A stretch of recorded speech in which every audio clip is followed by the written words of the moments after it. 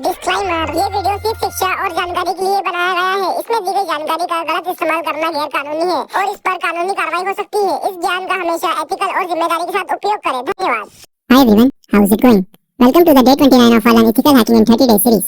और आज हम बात करेंगे OS लॉगिन फिशिंग की। तो पिछली वीडियो में हमने इंस्टाग्राम का क्रेडेंशियल हार्वेस्टिंग किया था वाया फिशिंग। तो उसमें हमने दो टूल्स देखे थे, ज़फिशर एंड मैक्स फिशर, जिसकी मदद से हमने फिशिंग पेजेस क्रिएट करे थे इंस्टाग्राम का। जो टारगेट है उससे क्रेडेंशियल को हार्वेस्ट किया था और एक केस में हमने टू फैक्टर ऑथेंटिकेशन को भी फिशिंग के द्वारा बाईपास करने की कोशिश की थी।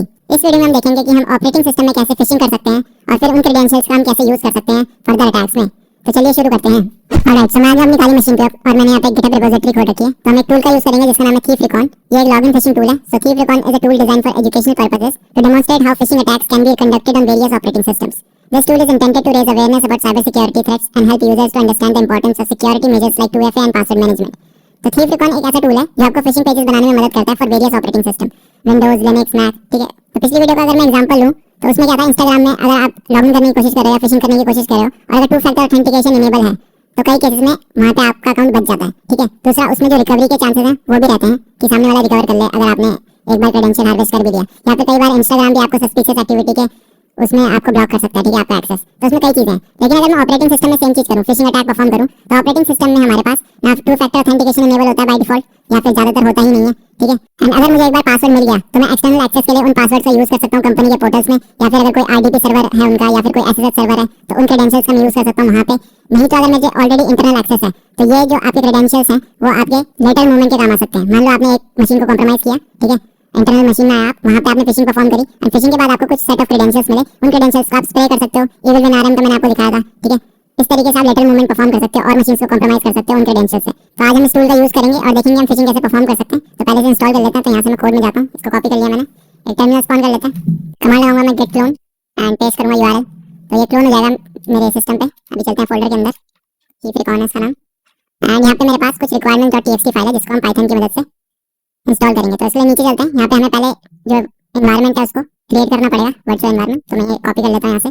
ठीक है, तो अभी एक वर्चुअल एनवायरनमेंट हमने क्रिएट कर लिया है रकून venv नाम से। इसको एक्टिवेट कर लेते हैं। तो इसके लिए ये कमांड है। तो अभी ये रकून env वाला यहाँ पे सेलेक्ट हो चुका है। ठीक है, अब हम पिप का यूज करेंगे रिक्वायरमेंट्स को इंस्टॉल करने के लिए। तो जितने भी मॉड्यूल्स इसमें जरूरी होंगे वो सारे यहाँ पे इंस्टॉल हो जाएंगे।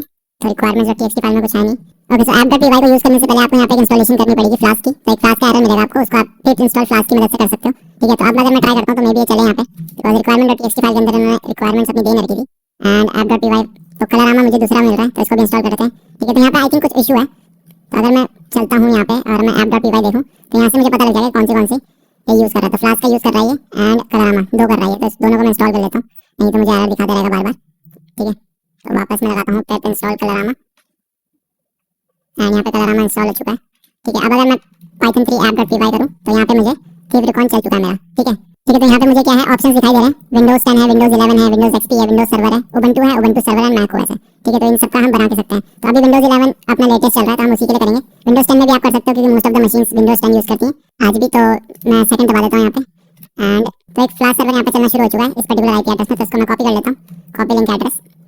चलते हैं, एक प्राइवेट इनकॉग्निटो विंडो खोल लिया मैंने एंड यहाँ पे देखो तो इस तरीके से हमें क्या विंडोज का वो मिल रहा है, साइन इन करने का ऑप्शन है यहाँ पे। तो लेट्स से मैं यहाँ पे कोई भी नाम डालता हूँ, लेट्स से टोनी स्टार्क मैंने यहाँ पे नाम डाला एंड पासवर्ड मांग रहा है तो 1 2 3 4 पासवर्ड दिया मैंने, एंटर दबाया मैंने। उसके बाद इसने मुझे माइक्रोसॉफ्ट की जो वेबसाइट है उस पर रिडायरेक्ट कर रहा है। ठीक है, अगर मैं यहाँ पे देखूँ तो यहाँ पे इसको कैंसिल करते हैं। ठीक है, और अगर मैं यहाँ देखूँ तो credential.txt फाइल है, आई थिंक इसके अंदर सेव किया हुआ इसने एंड देखो user name Tony star and password है 1 2 3 4 जो मैंने वहाँ पे डाला था। ठीक है, तो इस तरीके से आप क्रिएट कर सकते हो। अब ये लोकल नेटवर्क पे चल रहा है, आपके फ्लाश सर्वर का यूज करता है, ये लोकल नेटवर्क पे चल रहा है आपके, बट आप इसको पोर्ट फॉरवर्डिंग करके ngrok या किसी और चीज की मदद से इसको क्या कर सकते हो, ओवर द नेटवर्क भी यूज कर सकते हो। तो हम दूसरा किसी उसका देख लेते हैं ऑपरेटिंग सिस्टम का। ऑलराइट, सो मैंने इसके बाकी ऑप्शंस को ट्राई किया और बाकी अभी डेवलपमेंट में है। तो अभी सिर्फ विंडोज 11 वाला काम कर रहा है, तो आप विंडोज 11 वाला यूज कर सकते हैं इस पर्टिकुलर टूल के साथ। तो आगे बढ़ते हैं।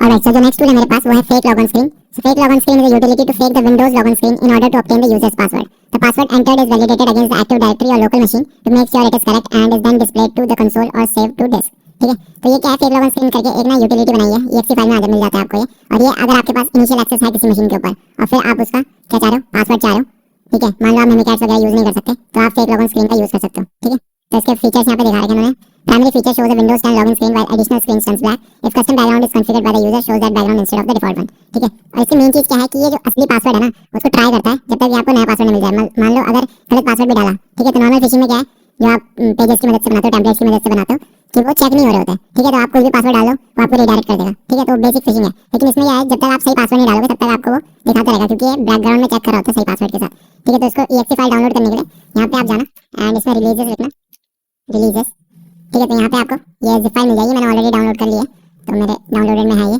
ठीक है। एंड मैंने इसे एक्सट्रैक्ट भी कर लिया, तो इसके अंदर मुझे exe फाइल मिल जाएगी।